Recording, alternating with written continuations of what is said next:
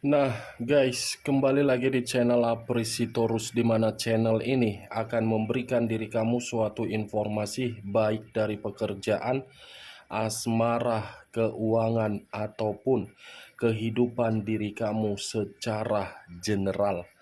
Sebelum saya memberikan suatu informasi dari beberapa aspek yang saya katakan tadi, saya juga mengingatkan kepada teman-teman, informasi yang saya berikan terhadap diri kamu bukan suatu acuan ataupun suatu keputusan untuk kamu ambil dan untuk kamu terima. Saya hanya bisa memberikan diri kamu suatu informasi berdasarkan kartu yang saya pegang ini. Diri kamu hanya bisa berencana terhadap kehidupan kamu, akan tetapi di balik dari informasi dan perencanaan tersebut, lagi-lagi yang menentukan adalah Sang Pencipta. Sebelum saya mengambil satu persatu kartu yang saya pegang ini secara acak, saya juga mengingatkan kepada teman-teman apabila ketemu dengan channel saya agar menekan tombol subscribe-nya dan menyalakan loncengnya supaya next video saya lebih semangat untuk memberikan suatu informasi baik terhadap kondisi energi kamu, manusia yang selama ini kamu prioritaskan, serta pihak ketiganya. Oke, Wak Geng, kali ini saya pun tidak memiliki topik yang akan saya angkat atau yang akan saya bahas. Saya akan memberikan diri kamu berbagai informasi berdasarkan dari kartu yang akan saya ambil nanti. Apakah kartu tersebut akan memberikan karakter dan posisi batin kamu, atau manusia itu, atau pihak ketiganya? Kita langsung saja. Saya akan mengambil beberapa kartu, di mana kartu yang akan saya ambil nanti bisa saja bersifat resonate, bisa saja tidak bersifat resonate. Semuanya saya kembalikan terhadap pola pemikiran kamu. Semuanya saya kembalikan terhadap kondisi energi yang kamu miliki untuk saat ini.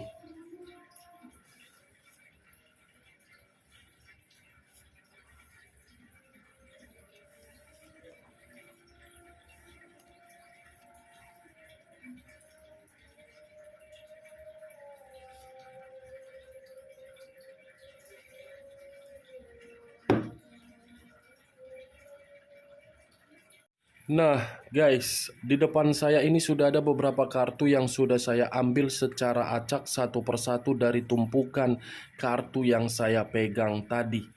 Apakah informasi atau cerita di balik dari kartu yang ada di depan saya ini akan memberikan suatu gambaran terhadap sifat atau karakter atau kondisi batin kamu, atau terhadap manusia itu?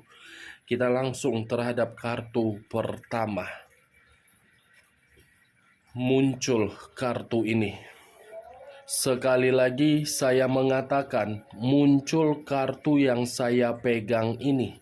Di mana kemunculan kartu yang saya pegang ini seperti memberikan suatu isyarat dan berbicara terhadap kondisi satu energi, yang dimana kondisi energi tersebut untuk saat ini saya melihat dan saya merasakan sepertinya ada satu bentuk pergerakan, tetapi bentuk pergerakan ini terlalu mendominasi dari kondisi perasaan, yang dimana kondisi perasaan tersebut menyembunyikan sesuatu hal yang bersifat emosional.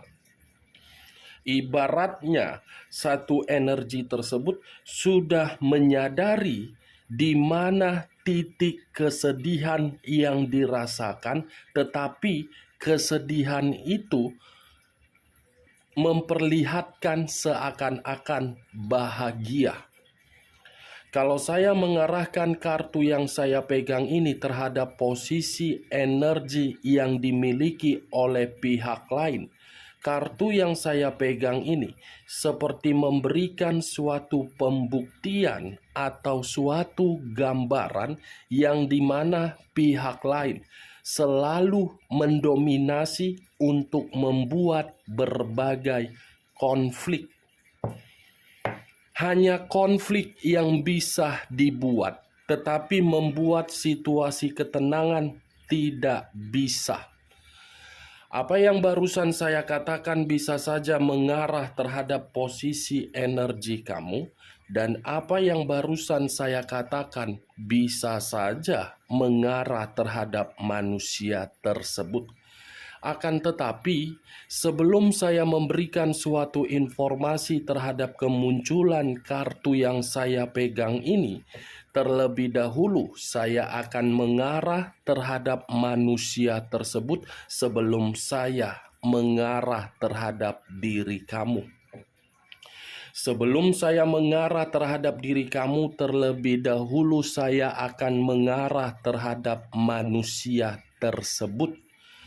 Di mana ketika diri saya mengarah terhadap manusia tersebut, baik secara pemikiran, perasaan, ataupun kondisi batin yang dimiliki, saya mengategorikan manusia itu adalah manusia benar-benar pintar. Tetapi kepintaran tersebut bukan diarahkan terhadap kondisi yang bersifat positif, melainkan kondisi negatif. Saya mengakui manusia itu terlalu pintar. Kepintaran dia untuk menyakiti diri kamu, bukan untuk membuat diri kamu merasa bahagia. Dan saya rasa kepintaran yang dia berikan atau kepintaran yang dia miliki itu cukup berbahaya terhadap diri kamu. Kenapa saya mengatakan cukup berbahaya kepintaran yang dia beri, yang dia miliki? Karena manusia ini seakan-akan gila hormat, atau mungkin manusia ini tidak mau diatur. Setahu saya, kalau seseorang sudah memiliki suatu kepintaran, secara otomatis kepintaran itu akan dipergunakan secara bijak. Tetapi kepintaran dia perbuat untuk memanipulatif diri kamu, untuk menakut-nakuti diri kamu, dan untuk menekan diri kamu, dan untuk menyembunyikan seluruh kebohongan ataupun kebusukan dia. Cukup pintar. Pintar untuk memutarbalikkan perkataan, pintar untuk memanipulasi keadaan, pintar untuk mencari satu celah agar diri kamu disalahkan, dan pintar untuk merayu diri kamu agar diri kamu memberikan apa yang dia minta. Bagaimana, Wak Geng? Apakah sifat dan karakter yang barusan saya katakan tadi itu memberikan suatu gambaran terhadap manusia tersebut? Karena bagi saya manusia itu terlalu bahaya terhadap diri kamu. Kerjaannya hanya untuk memberikan konflik. Kerjaannya hanya untuk memberikan diri kamu itu suatu tekanan. Ini manusia gila hormat. Ini manusia susah diatur. Ini manusia susah diarahkan. Tetapi kalau saya arahkan kartu yang saya pegang ini terhadap posisi energi kamu, saya rasa kondisi diri kamu itu ketika melakukan suatu perjalanan asmara bisa saya kategorikan suatu kondisi yang dimana diri kamu tidak bisa bergerak. Kalaupun diri kamu ingin bergerak, pergerakan kamu itu seakan-akan harus sepengetahuan manusia itu. Dan saya rasa ketika diri kamu mencoba untuk memberikan manusia ini suatu arahan agar satu pemikiran di dalam komitmen, saya rasa tidak akan pernah sejalan satu pemikiran. Kartu pertama saja sudah saya pegang, kartu King of Swords, ratu atau raja yang memegang satu pedang. Jadi diri kamu jangan terlalu berekspektasi untuk mengubah manusia itu agar manusia itu bisa berubah. Jadi diri kamu jangan terlalu terobsesi terhadap manusia itu agar manusia itu memberikan suatu kebahagiaan di dalam hubungan kamu.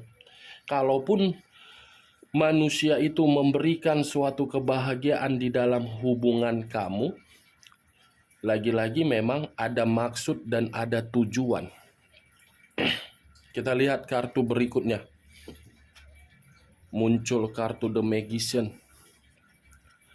Kartu The Magician banyak arti, tetapi saya hanya mengambil 2 arti saja. Karena 2 arti yang akan saya ambil ini ada kaitannya terhadap kemunculan kartu King of Swords. Sudah terlalu jahat, sudah terlalu bahaya, komitmen kamu pun terlalu banyak eksperimen. Eksperimen yang saya kategorikan ini mulai dari perselingkuhan, mulai dari menghadirkan orang lain dari pihak keluarga untuk mengendalikan hubungan kamu, mulai dari menguji kesabaran kamu. Ini manusia sudah jelas terlalu jahat, terlalu sadis, terlalu memanipulatif kamu. Itu yang saya lihat. Baik secara keuangan, manusia ini berusaha untuk memanipulatif kamu, memberikan diri kamu rayuan, dan memberikan berbagai 1000 alasan agar diri kamu bisa mengeluarkan materi kamu. Dan saya rasa ketika manusia ini memanipulatif materi kamu itu tidak main-main. Di angka nominal yang cukup terlalu tinggi. Karena dia mengetahui diri kamu itu memiliki apa yang menjadi tujuan dia. Makanya diri kamu jangan terlalu terobsesi.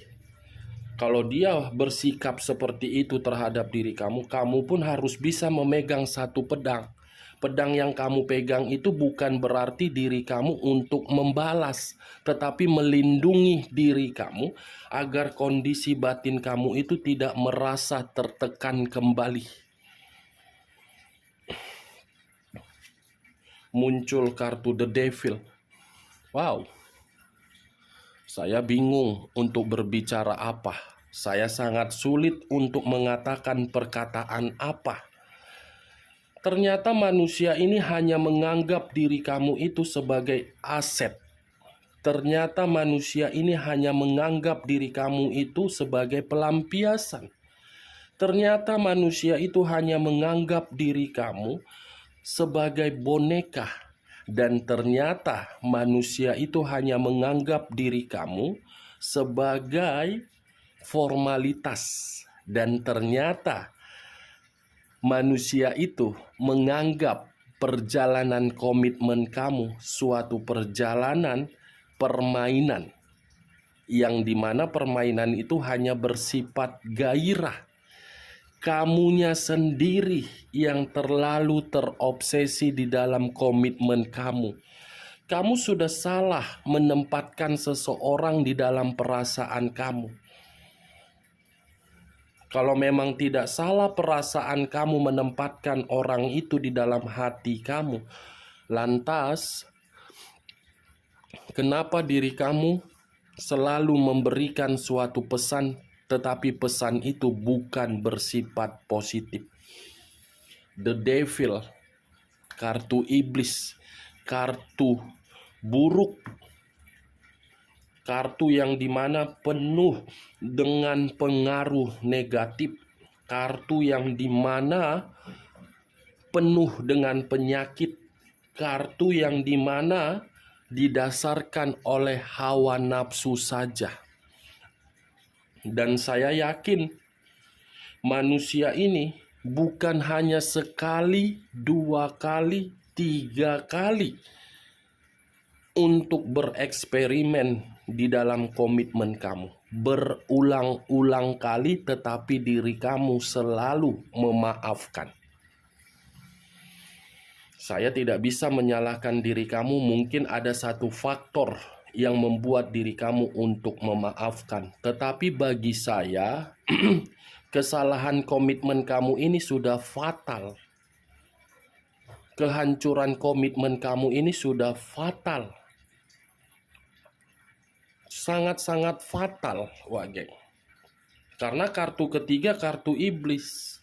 Kalau tadi kartu The Temperance yang keluar, mungkin komitmen kamu itu masih bisa untuk diubah. Tetapi yang keluar adalah kartu iblis. Komitmen yang benar-benar hanya menyiksa diri kamu, hanya membuat diri kamu tidak bisa berkembang, tetapi mengharuskan diri kamu mengikuti peraturan dia. Jahat tidak. Kalau saya mengategorikan manusia itu sebagai manusia yang tidak punya otak yang waras, menurut kamu bagaimana?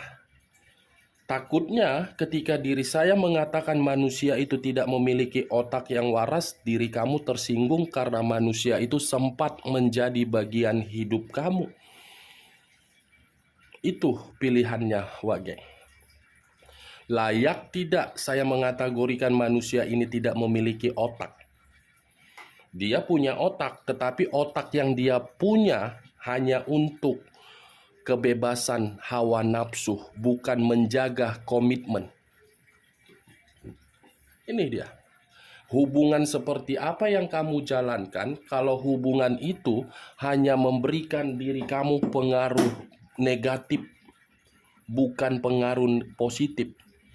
Hubungan seperti apa yang kamu jalankan kalau hubungan itu memberikan diri kamu suatu kesedihan.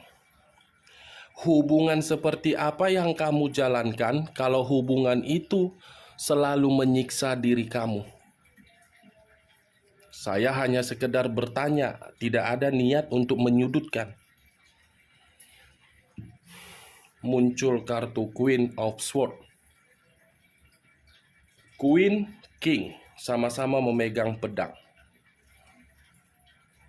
King of Swords, Queen of Swords, berarti diri kamu hanya dianggap sebagai lawan. Diri kamu itu hanya menganggap diri dia untuk dihormati. Kamu hanya dianggap sebagai lawan, tidak lebih dan tidak dikurang-kurangi. Kalau dia menganggap diri kamu bukan sebagai lawan, tidak akan mungkin kedua kartu yang saya pegang ini. Ini dia. Tetapi kalau saya memutarbalikkan perkataan saya, munculnya kartu Queen of Swords ini di saat diri kamu sudah berada di dalam zona kenyamanan, zona kebebasan, zona kemerdekaan. Ini manusia masih saja membuat diri kamu penyakit. Ini manusia masih saja mengganggu diri kamu dan meliciki diri kamu. Hubungan tidak ada lagi, koneksi sudah tidak terjalin lagi, tetapi berusaha untuk membuat diri kamu merasa tidak nyaman dan membuat pemikiran kamu masih memikirkan diri dia. Parah. Bersama dengan diri kamu memanipulatif, tidak bersama dengan diri kamu membuat penyakit. Muncul kartu The Lovers. Kartu The Lovers. Muncul kartu The Lovers. Sepertinya kartu The Lovers ini seperti memberikan suatu gambaran terhadap diri saya, wak geng. Saya rasa ini manusia sudah menerima suatu resiko Tetapi manusia ini seperti tidak menyadari dan masih menganggap diri dia seseorang yang berkuasa.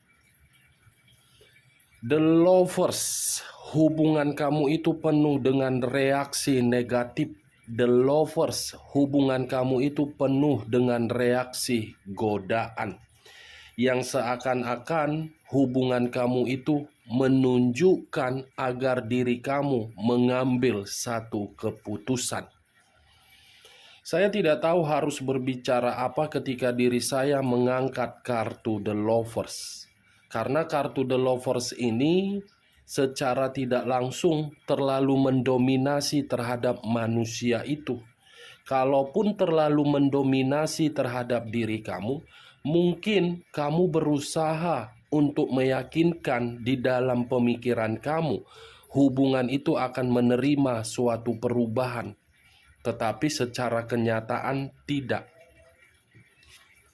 Muncul kartu Two of Cups.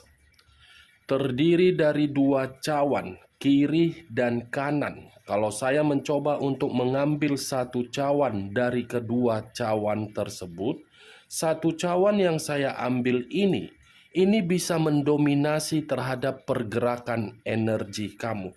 Kenapa?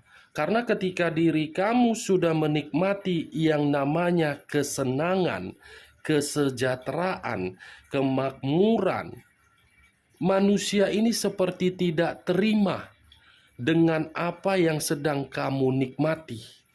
Manusia ini seperti merasa kecewa dengan diri kamu, kenapa diri kamu bisa menikmati kesejahteraan. Aneh bagi saya. Karena kartu ini seperti memancing penglihatan saya secara kuat. Saya tidak mengerti melihat ini manusia. Apa maksud kau? Wajar orang di masa lalu kau menikmati kehidupan dia penuh dengan kesenangan. Karena diri dia sudah terlalu banyak mendapatkan tekanan dari kau. Tetapi kenapa diri kau seakan-akan tidak terima? Sudah terlalu jahat untuk memanipulasi komitmen. Ketika komitmen itu tidak lagi untuk dibicarakan terhadap diri kamu, kau sudah menerima komitmen terhadap orang lain, tetapi komitmen diri kau terhadap orang lain seakan-akan mengarahkan diri kau dan membandingkan diri kau agar untuk mengganggu orang di masa lalu kau. Kampret. Rojanon, manusia bangsat, binatang. Kau binatang atau manusia? Kau iblis atau manusia? Enak banget. Kehidupan kau sudah diubah sehingga mendapatkan keuntungan, tetapi keuntungan tersebut tidak mewaraskan otak kau, tetapi mengganggu otak kau agar diri kau menikmati kebebasan nafsu terhadap orang lain. Kampret, rojanono.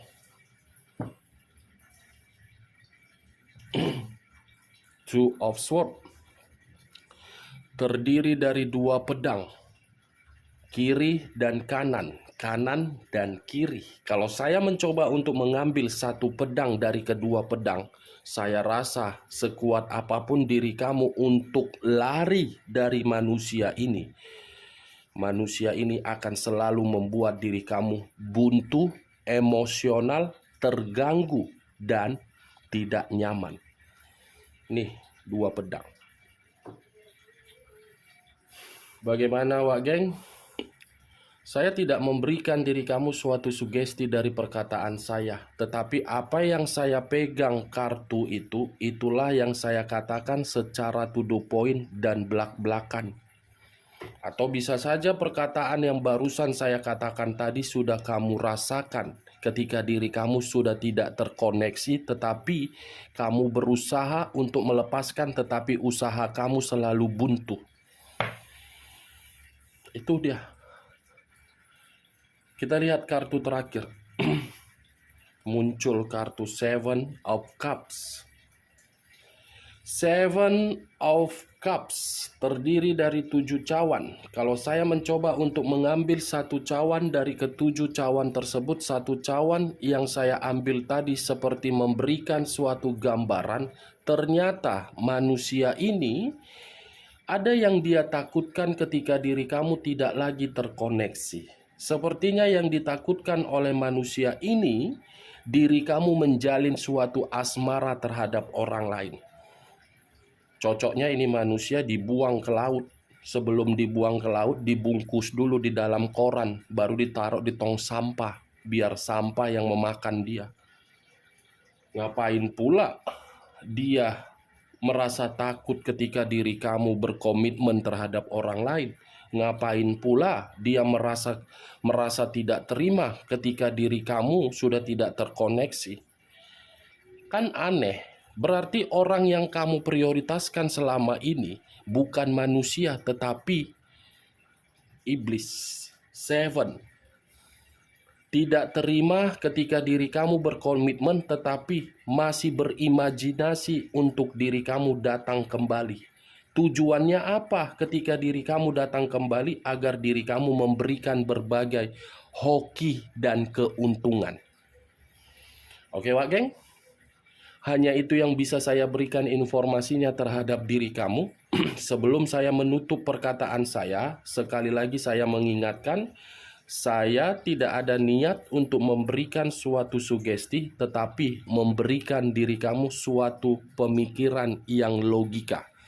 Kalau menurut diri kamu perkataan saya tadi bisa masuk secara logika kamu, silakan angkat. Tetapi kalau tidak usah kamu angkat dan jangan paksakan terhadap kondisi energi kamu agar perkataan saya tadi bisa bersifat resonate ataupun tidak resonate. Sekian dulu informasinya. Salam kartu tarot. Salam zodiak. Si manusia kampret. Ini King, ini The Lovers. Dia sudah bersama pihak ketiga. Sementara orang di masa lalunya ingin senang-senang, ingin sejahtera, ingin menikmati hidup. Tetapi ini manusia tidak terima dan selalu membuat buntu, di mana manusia ini seakan-akan ingin kembali karena orang di masa lalunya pintu rezeki terhadap diri dia, makanya dia berimajinasi agar ini bisa kembali sama ini. Enak kali kau, kau sadar, kau sadar ya, kau sadar, jangan gila, pakai otak kau. Kesal aku lah, ini kok belum kumatikan.